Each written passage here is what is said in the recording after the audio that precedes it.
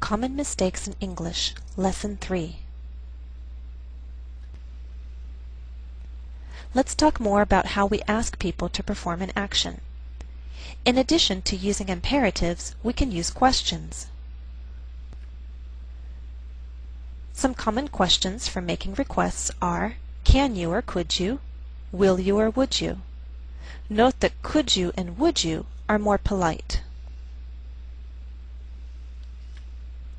So from less polite to more polite, here are some examples. Can you show me or will you show me? Can you show me please? Will you show me please? Could you show me or would you show me?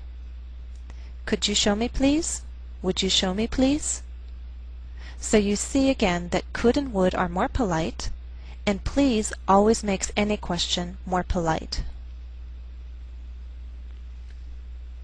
Additional requests. Do you mind cooking dinner tonight? Would you mind mailing a letter for me? Would it be too much trouble to pick me up from work? Take a note of the grammar. Do you mind, would you mind, takes a verb in the ing. The last expression, would it be too much trouble, combines with the infinitive. Asking people not to do something. Sometimes it's best to use the imperative, especially if it's a matter of safety. This is called a warning. You are telling someone not to do something dangerous. For example, slow down, don't fall. But in other situations, it's more appropriate to ask a person not to do something. For example, would you please stop doing that? When you ask someone not to do something, you can imply your wishes instead of stating them directly. This is considered more tactful.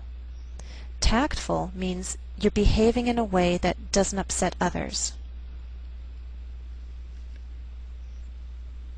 So here are some examples of implied requests not to do something.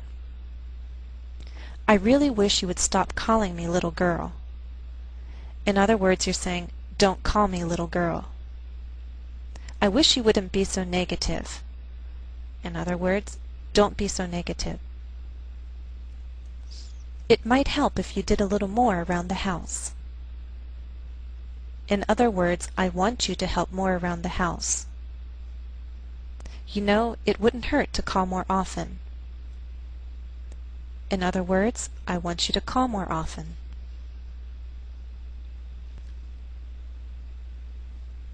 Sometimes the speaker uses we in a statement, but the meaning is really you. This is done to make a request less like a command and more like a suggestion or reminder. For example, a parent might say, let's not call each other names. Let's stop and try another exercise. Comprehension check 2. Read each statement and identify the situation. Sometimes more than one answer is possible. Example: please get back to work. Don't waste your time or mine. What's the situation? A. An employee speaking to a boss. B. A boss speaking to an employee. Or C. One employee speaking to another. Answer: B.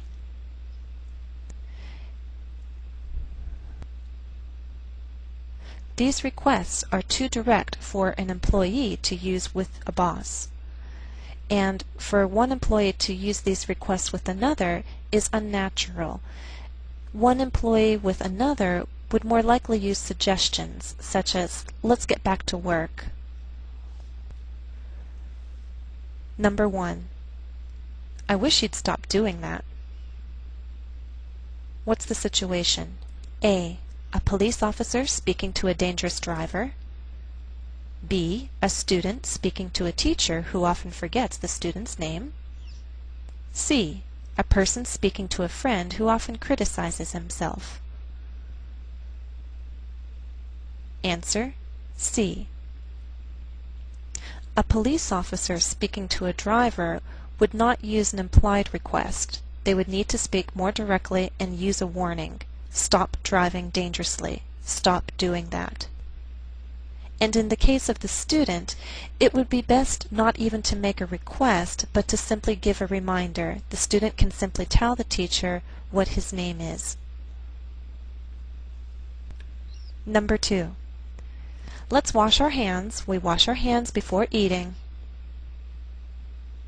What's the situation? A parent speaking to a child.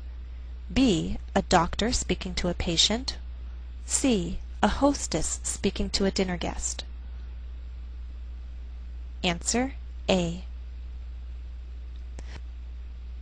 A doctor would not speak this way to a patient. Doctors give directions, instructions, and warnings. A hostess would also not speak in this manner. A hostess would most likely make an offer such as, "Would you care to wash up before dinner?"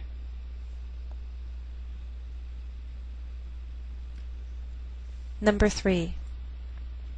Would it be too much trouble to move the bed near the window? What's the situation? A young child speaking to her parent. B, a guest speaking to the hotel staff. C, a homeowner speaking to hired furniture movers. Answer, B. A child would not use such a request. It's a little too formal, too long. The child would simply ask, "Can we move the bed near the window?" C is also possible, but in this situation there are likely many pieces of furniture, and to take the time to be polite, making requests for every single piece of furniture, is just too much. Number 4. Will you call me? But don't call after 9, okay? What's the situation? A girlfriend speaking to her boyfriend. B, a job seeker speaking to a job interviewer. C, a patient speaking to a receptionist at the doctor's office. Answer, A. A job seeker needs to remain formal and polite. The job seeker could ask, "Might I expect your call? May I expect your call? Will you be calling me?" The job seeker should also not be too demanding, so it would be best to say something such as, "Please call me at your convenience." A patient should also be polite when speaking to a receptionist. The patient could ask, "Will you please return my call?" To state a specific time, the patient could say, "Please call me any time before 9 o'clock." That's the end of part 2. Be sure to check out part 3.